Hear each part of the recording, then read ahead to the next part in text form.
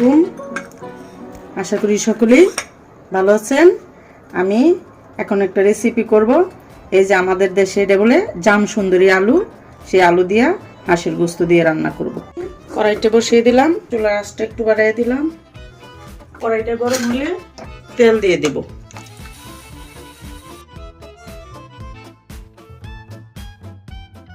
এখন আমি তেল দিয়ে দেব পরিমাণ মতো, যেহেতু হাঁসের গোস্তের মধ্যে অনেক তেল থাকে।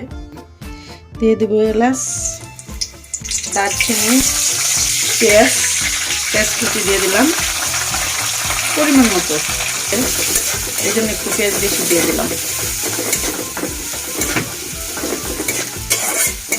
পেঁয়াজটা একটু লাল লাল হয়ে গেলে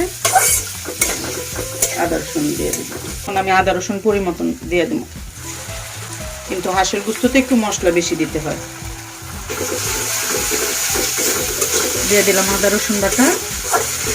দেব জিরা যেহেতু ব্লেন্ডার করা, জিরা দিয়ে দিলাম। মশলাটা একটু কষিয়ে নেবেন, আদা রসুন জিরাটা, তারপরে হলুদ মরিচ লবণ দিবেন। পরিমাণ মতো মরিচ দিয়ে দিলাম। যে যেমন জাল খাবেন পরিমাণ মতো দিয়ে দিবেন, একটু বেশি খায়।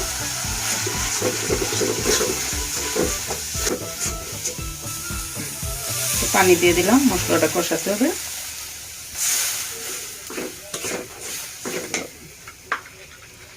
পরিমাণ মতো লবণ, স্বাদ আসবে। আমার মশলা কষানো হয়ে গেছে, তেল ছেড়ে দিয়েছি মশলা থেকে।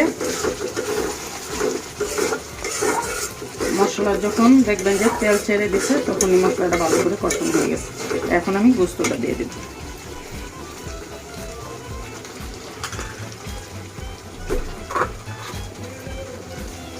হাঁসের গোস্তের মধ্যে একটু মশলা বেশি দিতে হয়। কষানোর জন্য আমি 2-3 মিনিট দমে রাখবো, তারপরে ঝোল দেব। গোস্তটা আমার কষানো হয়ে গেছে, এখন দিয়ে দেব আলু। আলুটা দিয়ে কতক্ষণ নাড়াচাড়া দিয়ে তারপরে ঝোল দিয়ে দেব।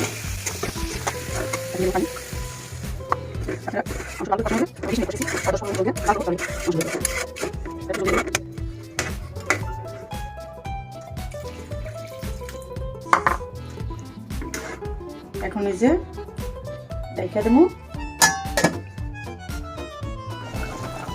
এই যে হাঁসের গোস্ত রান্না শেষ। প্রায় 30-40 মিনিট লাগছে গোস্তটা হইতে। এখন গোস্ত হয়ে গেছে গা।